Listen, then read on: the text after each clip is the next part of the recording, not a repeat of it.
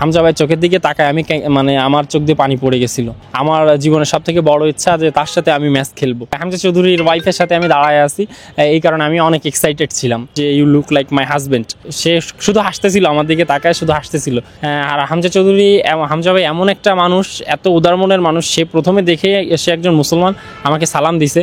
প্রথমে সে নিজে উঠে সালাম দিছে। সো সে আসলে অনেক বড় মনের মানুষ। ইভেন তার ফ্যামিলির মেম্বার যারা ছিল তারাও আমার ভিডিও করছে। চুল আমার অনেক আগে থেকে একটু বড় ছিল।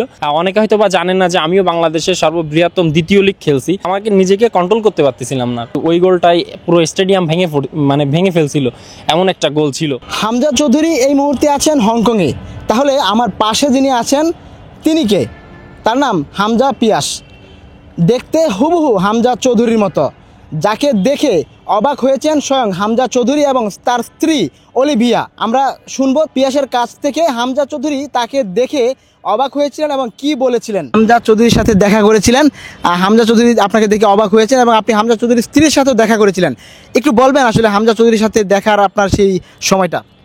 আসলে সত্যি বলতে গেলে হামজা চৌধুরীর মতন একটা প্লেয়ারের সাথে আমি দেখা করছি, মানে এটা আমার জীবনের অনেক কিছু।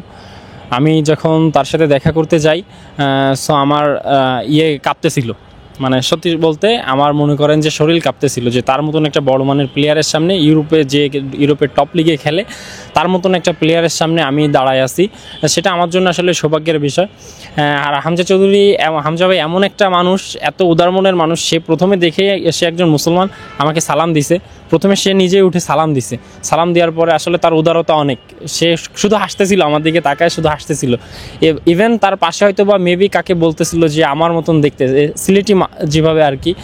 সো তার মুখে আর কি সিলেটি ভাষাটা অনেক বেশি সুন্দর লাগে। সো সে আসলে অনেক বড় মনের মানুষ, তার তুলনা হয় না আসলে। হামজা আর কি বললো আসলে? আর মানে তার মতন অতটা সময় আমি অবশ্য পাই নাই যে সে এইটাই বলছে। বলার পরে আমি এখান থেকে চলে আসছি। ইভেন তারপরে আসার পর ওনার স্ত্রীর সাথে আর কি দেখা হয়েছিল স্টেডিয়ামে। সেও অবাক হয়ে গেছে আমাকে দিকে তাকে। ইভেন তার ফ্যামিলির মেম্বার যারা ছিল তারাও আমার ভিডিও করছে। সে আমাকে বলছে যে সেকেন্ড হামজা, সে নিজে এটা বলছে। বলার পরে বলছে যে you look like my husband, ফার্স্টে এটা বলছে। এরপর আমি মানে তার সাথে অনেক সময় আলাপ হয়েছে। আসলে তারা খুবই অনেক বড় মনের মানুষ। তাদের মানে তারা যেমন মাপের প্লেয়ার, তাদের ব্যক্তিত্বটাও ঠিক তেমন।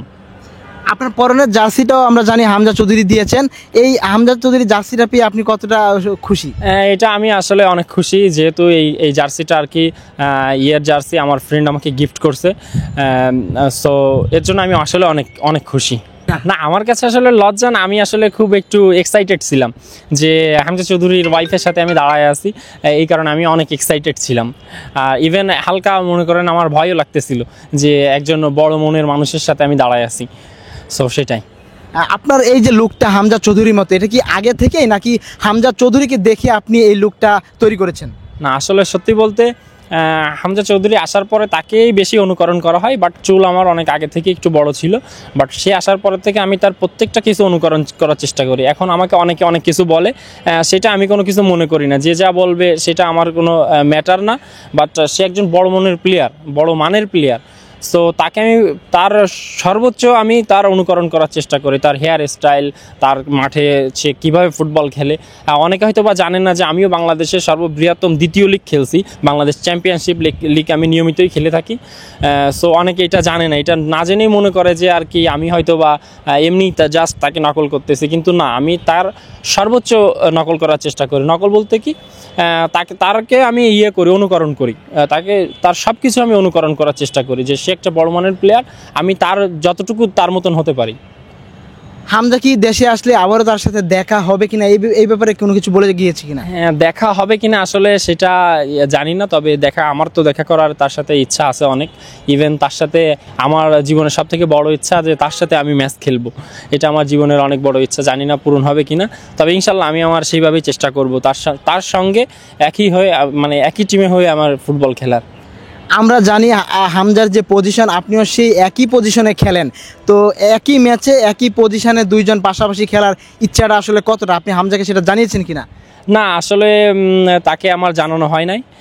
তবে ইনশাল্লাহ আমি তাকে জানাবো।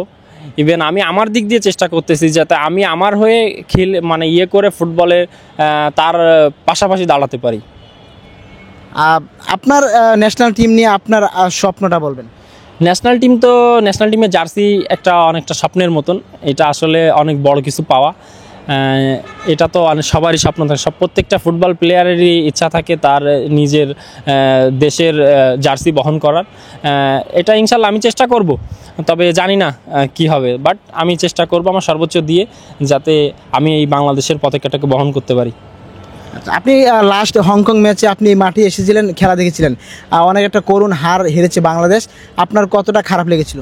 আসলে সত্যি কথা বলতে, যখন খেলার 90 মিনিটসের বাসি হয়েছে, হামজা ভাই চোখের দিকে তাকায় আমি মানে আমার চোখ দিয়ে পানি পড়ে গেছিলো। তার দিকে আসলে তাকানোর মতন ছিল না তখন। আমি যখন স্টেডিয়ামে ছিলাম তখন আসলে আমি সত্যি মানে আমার চোখ দিয়ে পানি চলে আসছিল। আমি তার দিকে তাকালে আমি আমার চোখের পানিটা করতে পারিনি, যে সে নিজের জন্য উজাড় করে দিছে, আমাদের বাংলাদেশের জন্য সে তার নিজেকে উজাড় করে দিছে। বাট তারপর আমাদের ভাগ্য সহায় ছিল না, হয়তোবা হারজিত উপরওয়ালার হাতে, হয়তোবা তার থেকে আরও ভালো কিছু হবে ইনশাল্লাহ, আমরা সেই আশাবাদী এখন তার কাছ থেকে। গত ম্যাচের ভুলগুলো আপনি কি দেখেন, কি কারণে আসলে আমরা হারলাম?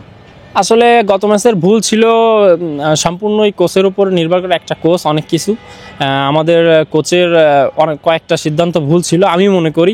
এখন আমি জানি না কতটা আমার কথা ঠিক, বাট আমার নিজ থেকে মনে হয়েছে যে বাংলাদেশের কোচের অনেক ছিল, আমাদের কোচের অনেক ভুল ছিল। এই ভুলগুলো যদি কাটায় উঠতে পারি, ইভেন আমরা একটা ভালো কোচ চাচ্ছি, যে কোচটা আসলে একটা কোচ অনেক কিছু চেঞ্জ করে দিতে পারে। একটা ফুটবলের প্রেক্ষাপট একটা কোচের জন্য চেঞ্জ হয়ে যায়। সো একটা ভালো প্লেয়ার হতে গেলে একটা ভালো কোচ দরকার হয়। তবে একটা ভালো কোচ যদি হয়, তবে বাংলাদেশের ফুটবল অনেকটা পরিবর্তন হয়েছে, ইনশাল্লাহ আরও পরিবর্তন হয়ে যাবে। ফাহমিদুল, জামাল, সমিত গত ম্যাচে হাফ টাইমে পরে নেমেছিলেন, তো আজকের ম্যাচে তাদেরকে ফার্স্ট 11-এ দেখতে চান কিনা?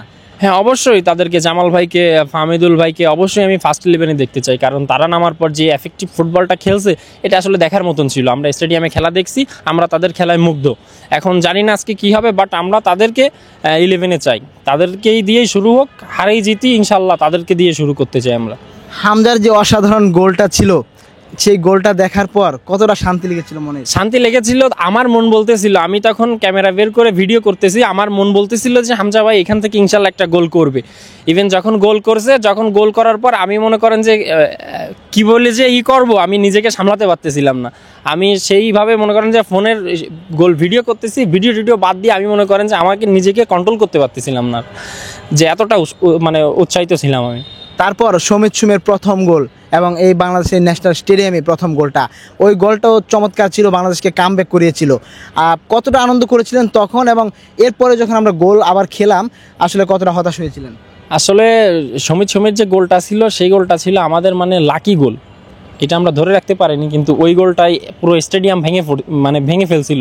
এমন একটা গোল ছিল, এমন একটা টাইমে গোল ছিল, বাট গোলটা আমরা ধরে রাখতে পারি না লাস্ট কয়েকটা সেকেন্ডের জন্য, মাত্র অনলি ফর 40 সেকেন্ডের মতন হবে আর কি, আমরা এটা ধরে রাখতে পারিনি। এটা আমাদের আসলে ব্যর্থতা। আমাদের গোলকিপার মিতুল মার্মাকে নিয়ে অনেক কথা হচ্ছে লাস্ট ম্যাচের পর, এবং আরেকজন গোলকিপার আনিসুর রহমান জিকো, তাকে নিয়ে আলোচনা হচ্ছে সে কেন নাই। মিতুল মার্মা ভালো করছেন, এবং আনিসুর রহমান জিকুকে আবারও ফিরিয়ে আনা উচিত কিনা, তার দিকে আবারও ফেডারেশনের ভাবা উচিত কিনা, কি মনে করেন? মিতুল মার্মা ভাই অবশ্যই ভালো প্লেয়ার, টপ মানের প্লেয়ার, বাংলাদেশ জাতীয় টিমে খেলতেছে দীর্ঘদিন যাবৎ, সে অবশ্যই ভালো। তার কিছু হয়তো বা ভুল হতেই পারে, মানে ম্যাচে ভুল হতেই পারে, বাট জিকু ভাই বাংলাদেশের জন্য অনেক কিছু দিছে, তার অবদান আছে অনেক ম্যাচে, বাংলাদেশের জিকু ভাইয়ের অনেক অবদান আছে। তো সেই হিসেবে আমরা চাই জিকু ভাই যেন থাকে। জিকু ভাই যে এখন টিমের সাথে নাই, এটা আসলে সত্যি খুব খারাপ লাগে, বেদনাদায়ক এটা। আমরা চাই যে জিকু ভাই যেন অন্তত টিমে আসে, ইভেন জিকু ভাইকে আবারও সুযোগ দেওয়া হয়। ইনশাল্লাহ আমি মনে করি জিকু ভাই তার নিজের সেই যাত্রা আবার চেনাবে। আজকের ম্যাচের আপনি একাদশটা কেমন ভাবেন?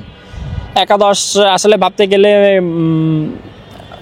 ডিফেন্স লাইনে হচ্ছে কি আপনার গোলকিপার, যেহেতু মিতুল মার্মা খেলতেছে, মিতুল মার্মাকে দিয়ে স্টার্ট করবে। আর ডিফেন্সে তারেক কাজী, তবু ভাই, এক সাইডে জায়ানকে দিয়ে শুরু করার এটা আমি খুব আশাবাদী যে জায়ান এবং তাজ। ইভেন মিডফিল্ডে তো আমাদের স্টার, সাথে আমাদের আরেক স্টার জামাল ভাই, সাথে আরও এক স্টার সমিত সোম, এই তিনজনকে দিয়ে শুরু করতে চাচ্ছি। আর হচ্ছে গিয়ে স্ট্রাইকার জন্য আমি ফাইমকে করব। ইভেন এক সাইডে হচ্ছে গিয়ে রাকিব ভাই, ইভেন আরেক সাইডে ফাহমিদুল। আর যে জায়ানের কথা বললেন, আসলে জায়ান গত ম্যাচে শেষ টাইমে নেমেছে, জায়ানকে কি আরেকটু ম্যাচ টাইম দেওয়া যেত কিনা, এবং জায়ান এই যে সময়টা পেয়েছে সেই সময়টাই অসাধারণ খেলেছে। আপনার কাছে কেমন লেগেছে? জায়ানকে আসলে আমি মনে করি যে আরো একটু আগে তাকে ম্যাচ টাইম দিলে সে আরও একটু ভালো বিল্ড আপ করতে পারতো। বাংলাদেশে তাকে যে এমন সময় নামাইছে ওইটা আসলে খুব প্রেশার টাইম, তারপরেও যে সে ওই প্রেশারটা কাটায় যে এত সুন্দর ফুটবল খেলছে, একটা ইউরোপিয়ান স্টাইলে ফুটবল খেলছে, এটা আসলে সত্যিই মুগ্ধ করে মানুষকে। কথা বলছিলাম হামজা পিয়াসের সাথে। আমাদের হামজা চৌধুরী এবং হামজা পিয়াস দুজনেই লুক লাইক সেম। আশা করব হামজা চৌধুরীর মতোই তিনি একজন খেলোয়াড় হয়ে উঠবেন এবং বাংলাদেশের ফুটবলকে অনন্য উচ্চতায় নিয়ে যাবেন। মোহাম্মদ রাজন, জাতীয় স্টেডিয়াম, ঢাকা।